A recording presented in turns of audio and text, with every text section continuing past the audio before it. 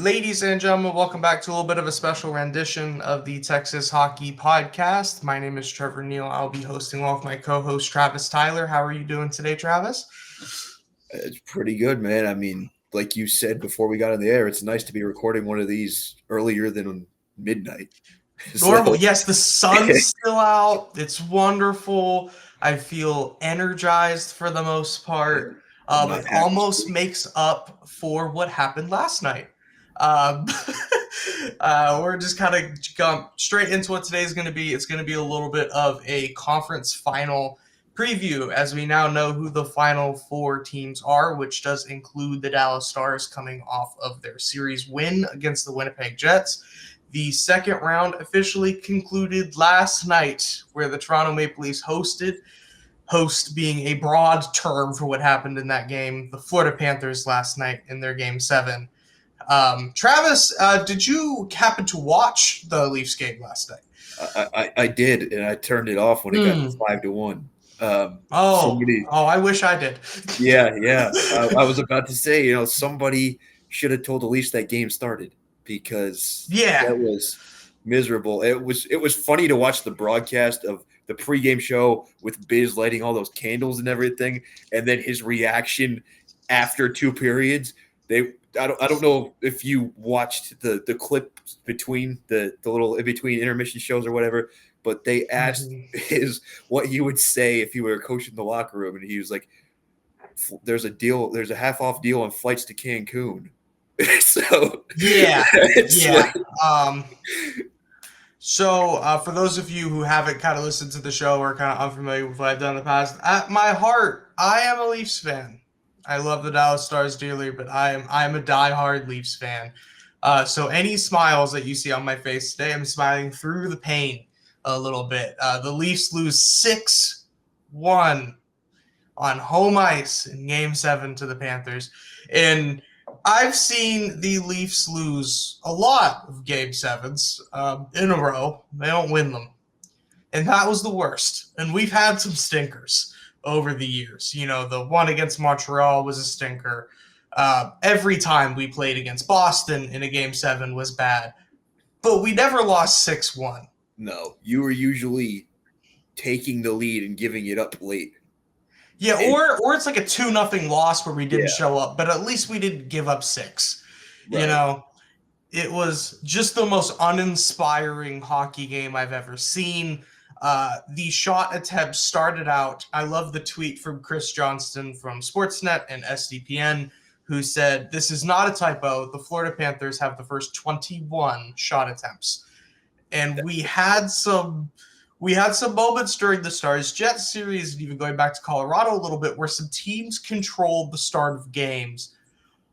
But if you watched what happened last night, 5 minutes in, you went, this is going to be a long night. Toronto simply did not show up as usual. It's going to be I'm not going to go too in-depth since this is a Stars podcast, but the Leafs are fun to watch if you're not a Leafs fan. So it's going to be quite a fun offseason for the Leafs, as John Tavares is an unrestricted free agent. Mitch Marner is an unrestricted free agent, and I feel like that's a guy that we're going to be talking about quite a bit come this offseason when he is officially on the open market come July 1st, because I can assure you right here, right now, it will not be with the Leafs next year. Expect a fully different with the Red Wings. The Red Wings seem like they might be in on that. There is a lot of talk in the Red Wing fan base about that. Travis, if I have to watch Mitch Marner go to a divisional rival, I'm not. I can't do it. I can't do it. Like I can't do it. Like it's gonna be a long year for Leafs Nation. It's been a long 9 years, to be honest, for Leafs fans. But if it truly feels like the end of an era for what should have been one of the most talented rosters in hockey that never once could get it done. Yeah. For Dallas fans, imagine the Cowboys, but worse. It's a very common comparable you'll hear. Just utter playoff disappointment after playoff disappointment every single year, and it really feels like this was the last one with this core. Just painful to watch. But on the bright side, now I'm going to sulk in that a little bit after the show some more, but we now have our final four in the Eastern Conference. Carolina Hurricanes will be taking on the Florida Panthers, and our Dallas Stars are going to be taking on the Edmonton Oilers. Travis, is this looking like a fun Final Four for you? Oh, yeah, absolutely. You look at those rosters of all four teams, they're loaded top to bottom on the four lines, the defensemen. Edmonton probably has the worst goalie tandem left, and they just shut out Vegas twice. In a row. Yeah. To finish the series. It's wild. I think it's safe to say all four of these teams have a chance to win the Cup. I would put Carolina probably number 4 on that list.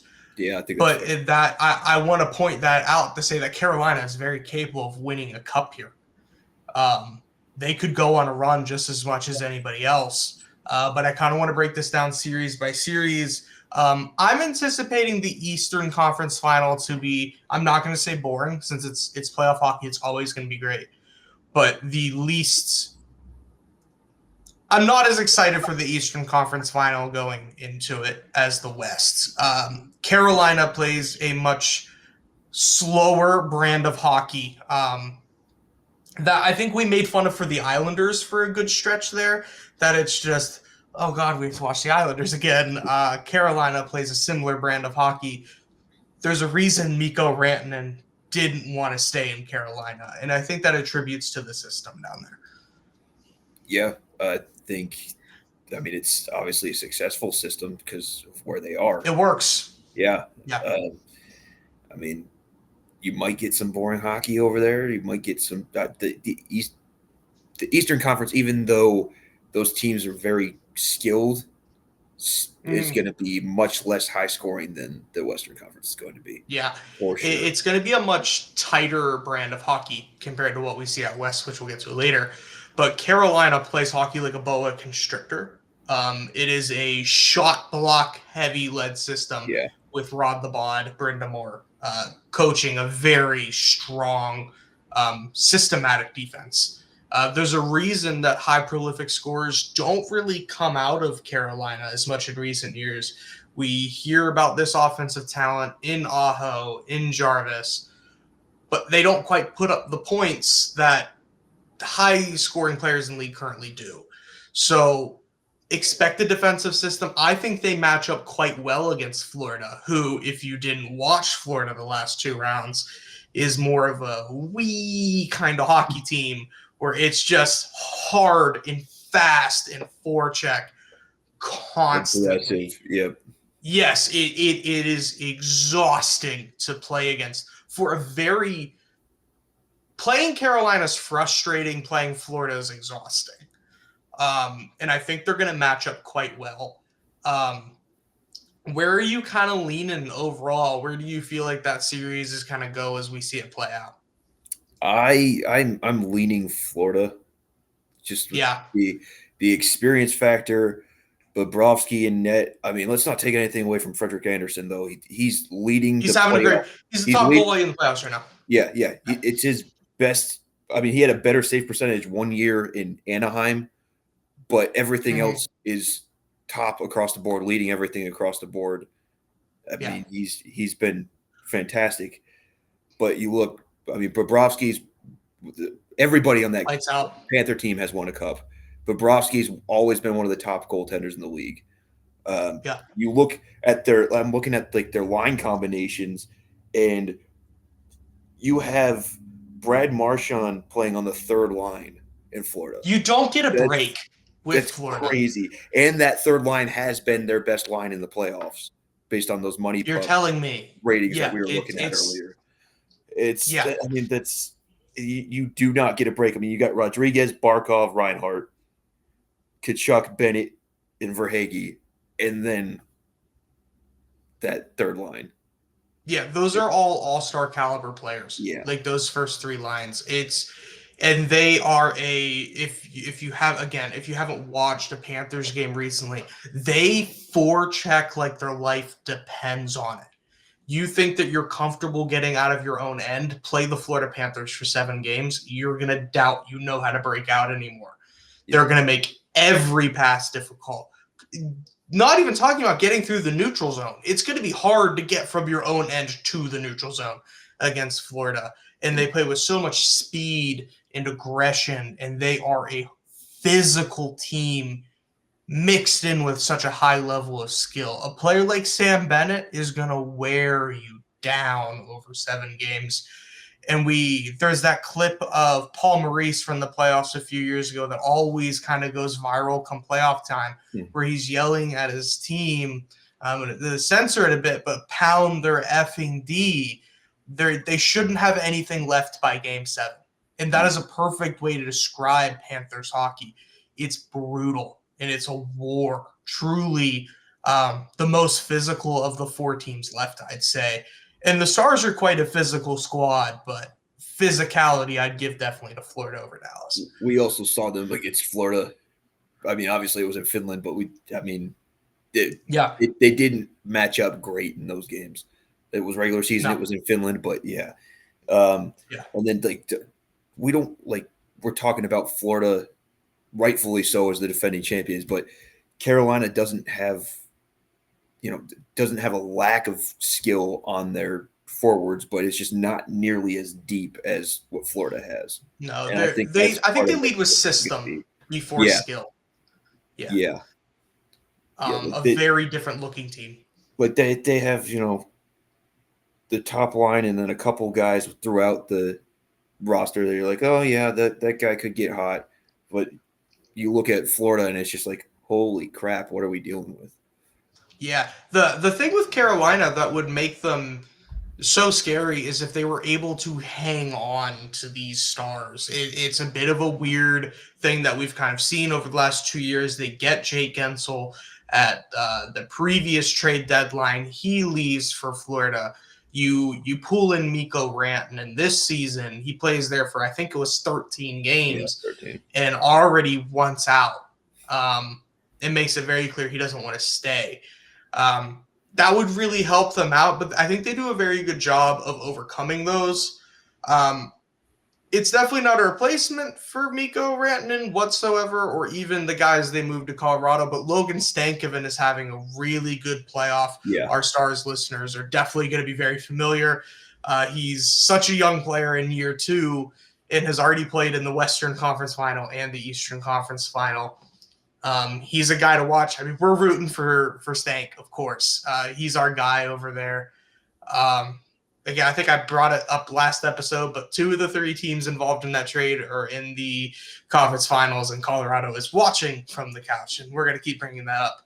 It gets funnier every week. But I really like that you brought up Frederik Andersen, because I think this is a story that we're not talking about nearly enough. This dude has had one of the most roller coaster careers of a goalie in recent memory. Was great in Anaheim, moved to the Leafs, and really was the first good goaltender of this Matthews era. Kind of gets driven out of town as Jack Campbell comes in, deals with, if I'm remembering correctly, some knee issues. I believe he missed almost a full season from a vertigo kind of migraine related issue at one point. And he's bounced back to be, like we said, the top goalie in the playoffs. So it's a really cool kind of comeback story. There's always a soft spot in my heart for Frederik Andersen, especially seeing him in the past. Yeah, he's a goalie that in the playoffs, he's either going to be the best player on the ice or he should not be in the NHL. Yeah. He lost some games by himself as a Leaf, but I could not be happier for the guy, seeing him really turn his career around in Carolina. He looks great. He looks like he belongs.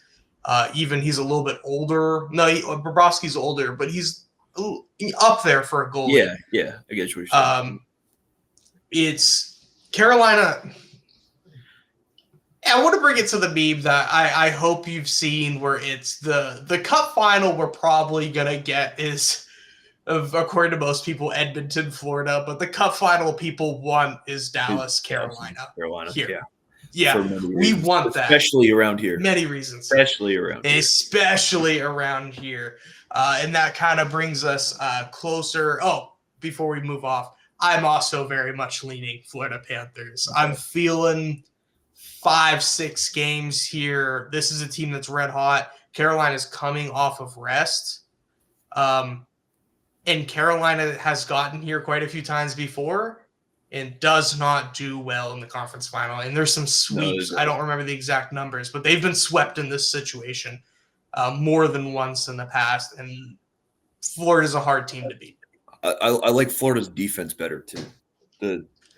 Yes, and that should be Carolina's thing, and it was for a while, too. And Florida's just better. Carolina right now has a lot of offensively driven defensemen that aren't producing offensively, I would say. And Brent Burns is, I feel like, the guy. Brent Burns, Jacob Slavin, Shane Gostisbehere. I mean, Shane Gostisbehere's been all right, but but you look at the Florida defense, and all those guys have been there before. And look at the teams that Florida's beaten. Yeah. It's and we Seth Jones in there too, and he's scoring a goal in Game 7, looking like the formerly good Seth Jones instead of what we 2 goals. He scored 2. Years. Was it 2 of them? Yeah. He scored the first and third, and I believe he had an assist as well. Shout out, he is a Dallas developed player. He did play in Plano.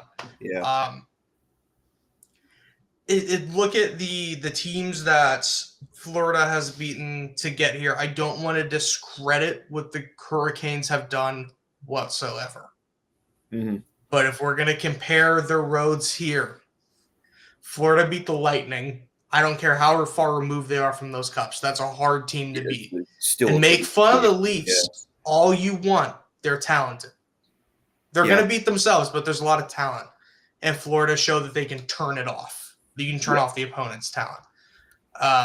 I just believe Florida's the favorite. Yeah, and I keep coming back to the experience on the roster. They've got guys that have not only won the cup last year in Florida, but they got guys who have played in cup finals for other teams and have been there before. So you could have made that argument, and then they got Brad Marchand. Yeah, I mean, I'm talking about that basically just looking at their defense. I'm not even mentioning their forwards.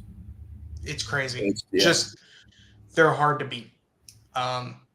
So how many games you thinking for Florida, Carolina? Earlier today, I was thinking 7, honestly. Really? You think Carolina can? But I'm gonna back off and go 6. I think it goes. Is 5 too much of a rough prediction for me? I love the Canes, but Bobrovsky gets better as the playoffs go on. Yeah, I mean, I can see it. I would say mine's hopeful for a more competitive series. I like to lean that way with my predictions if I can see a way for it to happen. I think the games will be close. I think we'll see competitive games and Florida edges them out. They've been here. This is their 3rd straight Final Four. They've been to the Stanley Cup final the previous 2 years. They've been here so much and have seen so much success at this point. They're still ramping up for what the Panthers can be over a playoff run. It's important to remember, and this is crazy, we're only halfway there for these teams. You still got what you just did and the wars that you've been through. It feels like the playoffs have been going on forever already. Yeah. Only halfway there. Florida's experience, especially on that back end, is going to show because it gets a little sloppier. Injuries catch up with you. Fatigue catches up with you. We're at that point of the playoffs. Florida has an extreme advantage in that type of system. Agreed. Not to discredit Carolina at all. But I think that kind of brings us to what most of y'all are listening to. I made y'all sit through us talking about the Eastern Conference Final so you can listen to the Stars. The Dallas Stars are here for the 3rd year in a row. And Pete DeBoer, I think I've read 6 of the last 7 Western Conference Finals he's been a part of and has been fired twice in that span. No one quite like him. But we're here. We're back against the Oilers, a rematch of last year's Western Conference Final, which Edmonton took in. Was it 5 or 6? I'm blanking a little bit. I think 6. It was 6. 6 games last year. It's a rematch, but I think it's two very different teams than what we saw last year.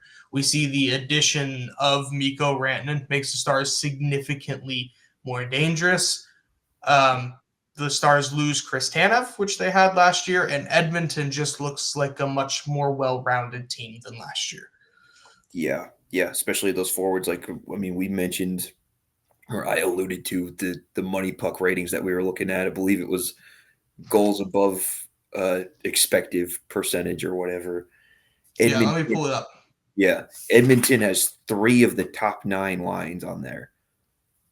Yeah, no, it's Hyman, Kane, Nugent, Hopkins. 1, number 3 is McDavid, Draisaitl, Perry, and then number 9 is Frederick Henrique Brown. Yeah, and then Dallas doesn't show up until number 11 on that list. No, with Marchment, Duchesne, Sagan. Which is not the line you would expect to see on that, the way they've been playing. No, not at all. The way they've been turning into goals. Yeah. Yeah. I didn't mean to say they were playing bad. They just haven't been scoring goals. The puck's not going in. It's not going in. They're not playing badly, but the puck's not going in. I expect what we saw last year turned up. There is now hatred between these two teams. I think we're starting to see, I guess you could kind of call these teams a little bit of rivals, but they really are now. Add Edmonton to that list where we put Vegas, where we put Colorado and Minnesota. This is a team that Stars fans should hate to watch, and we love to see them lose. This is going to be a tough series for the Stars. Would you agree? Yeah, it's not only a physical team, but it's another team that can match their scoring depth. It's a team that's, like we've talked about Colorado and Winnipeg not getting scoring from their depth guys, like Dallas wasn't for much of the playoffs. Edmonton, every forward that's played a game for Edmonton has scored a goal, so they are getting that's crazy depth from those guys. So, and you're getting the depth, and then on top of the depth is Connor McDavid, who's only 2 points behind Mikko Rantanen, and is undoubtedly one of the best playoff performers of all time. Those are all pretty much assists too, which is a scary thing. He hasn't even started his goal scoring yet. He's got 3 goals. 14 assists already. There's just it's hard not to just sit here and talk about McDavid is scary and McDavid is what the Stars should be afraid of. But he's angry. He wants a cup. In his head, he should have won last year. This is going to be a hard series to win on either side, I'd say. But I think Edmonton probably comes in as actually the favorite. Yeah, I mean, and just to build off of that point about the goals and everything, Edmonton has 9 players with at least 3 this postseason. So the puck's going in the net so much for him. You expect Draisaitl to be on that list. He's leading them with 5. Corey Perry is the other one tied with 5. That is not Corey Perry's playing like it's 2008. Yeah, like that is not the name you would want to see, that you would expect to see there, especially if you're a Stars fan and you remember him playing here. Yeah.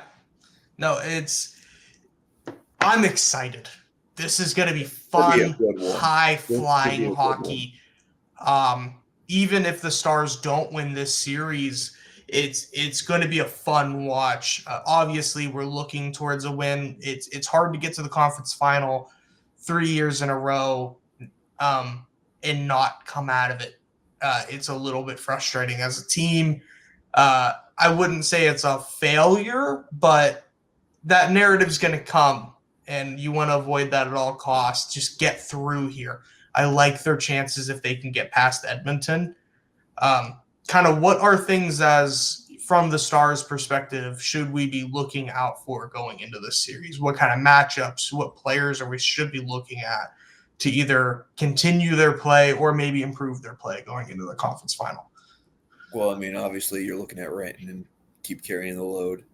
I mean, that's he slowed down a little bit at the end of the Winnipeg series and still is up on McDavid by 2 points. I think you really ideally want to build off the end of that Winnipeg series in terms of the depth guys coming in.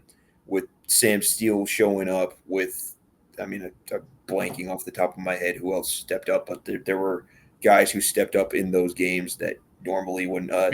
Dodonov's a really good example of one of those guys that stepped up, didn't end up putting the puck in the net, but he was getting pucks Played well. to the net. And almost had a Mikko style wraparound that we never talked about after that during the last game in Game 6. Yeah. So he was trying. He's had a really good year playing just anywhere in the lineup, just kind of like a plug and play from line 1 to 4 and just fitting right in. I would say he's a guy that you love come May so much. Yeah. I mean, he's just so experienced, so calm and poised in these moments. I would hope Wyatt Johnston and Matt Duchene get going a little bit. What was the number? Wyatt Johnson at a -13 in the playoffs so far. I think plus minus is a terrible stat that we shouldn't use to evaluate players too closely. It shouldn't even really be a stat, honestly. No, but when there's an outlier, I think it's a conversation. Wyatt Johnson's too good to be a -13. Mm-hmm. But I wouldn't say he's been bad, just a much quieter playoff run. There were some games. There's one against Colorado. He got torched himself, was out there for a lot of goals against. It's going to weigh you down. And the puck hasn't gone in for him the way it usually does, except he did nab a few clutch goals at times during the playoffs. A little bit down compared to what we saw last year, but I don't think anything too concerning. The player that I am concerned about is a player like Matt Duchene. He said, I don't care if I take it off my ass, someone else's ass, my teeth. They're fake anyway. It just needs to go in the net. Yeah. You can find that clip on my socials, by the way. Yes. Go follow Travis on socials. That's a good clip. No, he's saying the right things and he's got the right attitude about it. And honestly, he's, like I said earlier, he's not playing badly. The puck's just not going in the net. No, he had a post in Game 6, didn't he? I think it was a crossbar, actually. Mm-hmm. So even and then he had a couple more that were blocked by a defenseman. A couple opportunities. There was that line with, I think he was playing with Sagan and Ben mostly in that game. Mm-hmm. And there was one rush where they all got a few shots off and just none of them went in the net.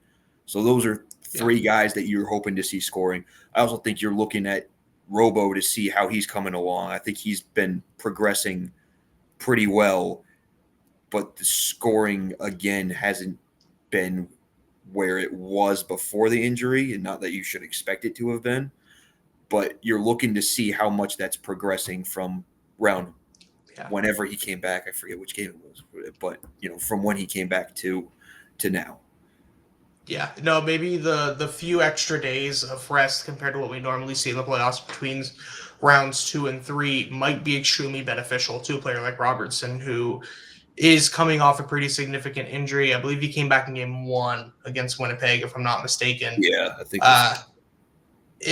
the few extra days of rest, seeing Miro develop the way that he did throughout that Winnipeg series very quickly, he's back to the Stars' best defenseman. Yeah, he's skating very well. It's just his speed isn't as fast as he usually is, I would say. But no, he's the IQ's all there. Yeah, and he knows how to make up for the speed. Everything's clicking. It's just more of a lack of a better term, physicality standpoint. It's not really a physical thing in terms of he's getting back up to speed. But yeah, exactly. Yeah. Maybe more experience. Yeah, more experience, I guess. But to that point about the defense, I think one thing to watch is how, if they go with that 11-7 lineup, if they go with the 12-6, and if they go with the 12-6, how much rotating goes on with that back end of that last pairing with whoever comes out. Yeah, no, it's going to be a fun kind of things, a few really interesting things to kind of watch going into that series. I think Miro is going to be the cornerstone of the lineup more than he has been. Especially, I want him on McDavid all series. I hope your knee's feeling better because McDavid's going to test it. Oh yeah, and it's going to be a long series for Miro, but I really think he'll do well. Again, the Stars team should be angry. They should hate to lose, and I think they do. They were the better team in that series last year. They should not have lost. Even Pete DeBoer even said it after the series was over. But they were the better team. They should not have lost that series. I don't think they would have beaten Florida for the Cup, but they shouldn't have lost that series. For some reason, like we talk about the Edmonton goalies as, kind of the worst goalie tandem that's left here. But Stuart Skinner stepped up at the late stages of that series last year to kind of put the Stars away. Like they were beating him for the first couple of games, and all of a sudden something clicked and the page turned and Edmonton took over that series. I'm pretty sure, if I remember correctly, that was a similar narrative going into last year's series of the major weakness of the Oilers is goaltending. I don't think the Stars can think like that. You have to respect Stuart Skinner. And we've ragged on him throughout these playoffs, but that's where it's such a dangerous trap in which you can't underestimate an NHL goalie, because any goalie in the league can throw up a 40-save shutout. There's a reason they're in the NHL. So you need to respect him, not the way that we were getting on the Stars for respecting Hellebuck too much. Yeah. Don't be cute. Put pucks on net. Make him work to win games. Yeah, every chance cute. You have to get a puck on the net. Let's go. Take it. He's leaky. He's like Swiss cheese, right? Just put it through. The talent will make up for. You're going to get good shots. They're going to come. Create chaos. I don't think Edmonton is the best defensive team by any means. They're definitely an outscore your problems type. Yeah, much better than they were last year. One weird thing about both of these teams is Edmonton loves to play from behind. We especially saw that in the LA series, where it feels like every night 2-0 deficit and they're coming back. That's something to watch out for, because the Stars haven't really liked to score first. They love to play from behind. Yeah, they have, in their 8 wins, I believe 5 of them, the other team scored first. So crazy. That needs to be better right now. Yeah. But again, do you want to go up against the Oilers? Yeah. Do you want to be up against the Oilers? Because they seem to be comfortable in that position, especially come playoff time. But you can't let Edmonton settle into a game. They're so dangerous. They will make you pay for every little mistake. That forward core is just terrifying and couldn't eat any defenseman alive. But it is a funny thing to watch out for, that we're seeing 2 teams that have really enjoyed playing from behind so far in these playoffs. The first goal is going to be weird throughout this series. I'm not sure if it's going to mean as much as it has in previous series. Yeah, because there's just so much scoring power on both sides. I think that's just going to make for a lot of weird periods like we've seen throughout the playoffs. Mm-hmm. That's the way this is looking. Yeah. So where are you kind of feeling? Who are you leaning towards at the moment? Initially, I said Stars in 6. I'm going to change that to 7 because of what I've seen from the stats wise from Edmonton's forwards, and also the fact that the more I think about it, the winning in Edmonton is going to be really tough. Playing out. It is. I've seen it's the loudest building in the playoffs, and that's hard considering we said that about Winnipeg. We've said that about Dallas, but people are like, you haven't seen Edmonton yet. It's going to be a tough building to play in. A little bit more firepower technically overall in its line. Yeah, a little bit. Yeah. It's an important thing to remember. The Stars do have home ice in this series. Toronto losing ensures that the 5th place overall Dallas Stars are guaranteed home ice advantage throughout the rest of the playoffs, no matter who they play against in the Stanley Cup final. If they get there, every team finished below them. So games 1, 2, and most importantly 7 are going to be in the American Airlines Center, which is huge. Pete has been preaching the importance of home ice advantage for several seasons now, and that's definitely a little bit of comfort for the Stars. It doesn't take you long in that building to realize he's right.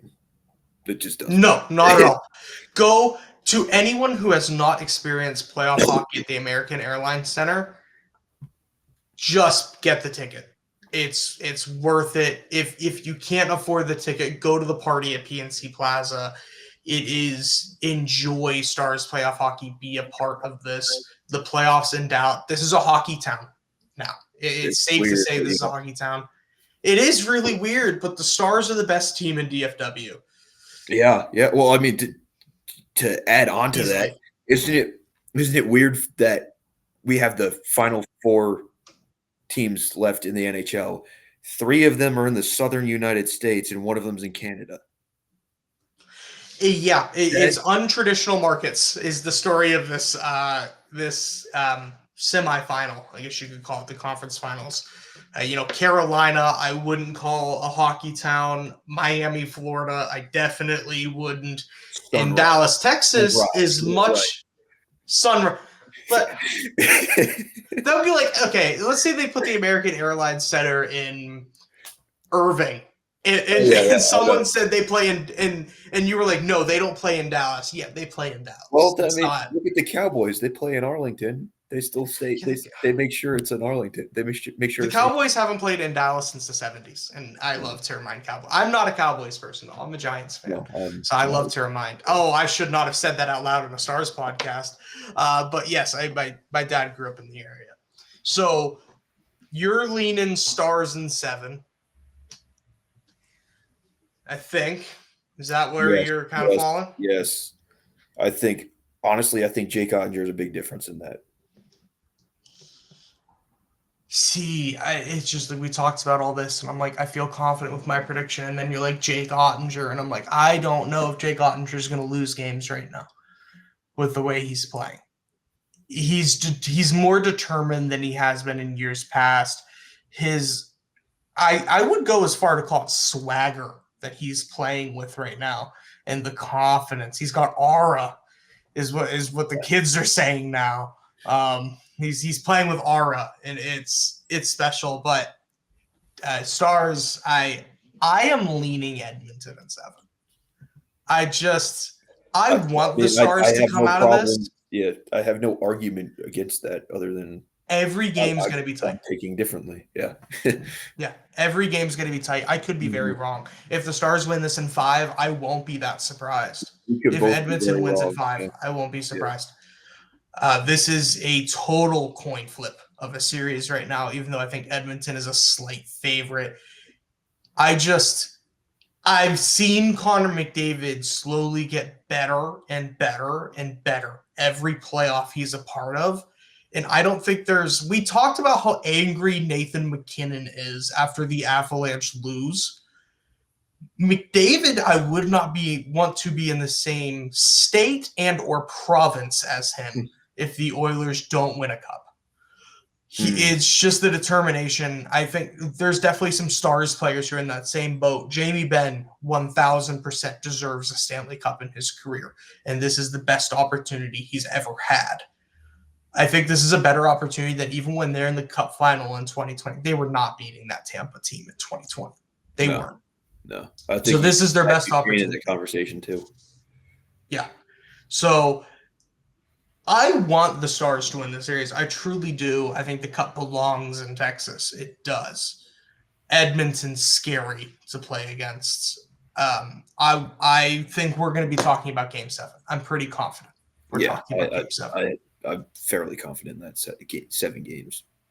It'll be in Dallas, which is super, super important. So to summarize kind of ours, we are both leaning Florida. I'm leaning more 5 games. Travis is leaning more 6. He has a little bit more faith in the Carolina Hurricanes, or I just have more faith in the Panthers, depending on how you want to look at it. And then we are on opposite sides of the coin for a Game 7 between the Dallas Stars and the Edmonton Oilers. For now, we're going to revisit this Game 1 is Wednesday night. The Eastern Conference Final starts Tuesday night. I'm not sure when this episode is going to go up. So follow that. Wednesday for the West, Tuesday for the East. We might be having completely different conversations come Wednesday night. We're going to see how Game 1 plays out. Always reserve the right to change our minds given new information. Yes, but always reserve the right to make fun of each other for if those predictions look bad. Look, I was the one who said, I think this is the year that the Leafs win Game 7. I did. And we got 5 minutes in, and they were not. Who told you they were going to blow it? Yeah. You did. You were right. Your predictions have been better so far. So if you're going to listen to anybody, and Stars fans will probably like Travis's predictions more. We're all hoping Travis is right. We want me to be wrong. But unless you have much more to kind of add to today, I think that kind of wraps us up. We are really looking forward to this conference final. Stay glued to your seats. It's going to be action-packed from start to finish, and we're going to be here to cover it.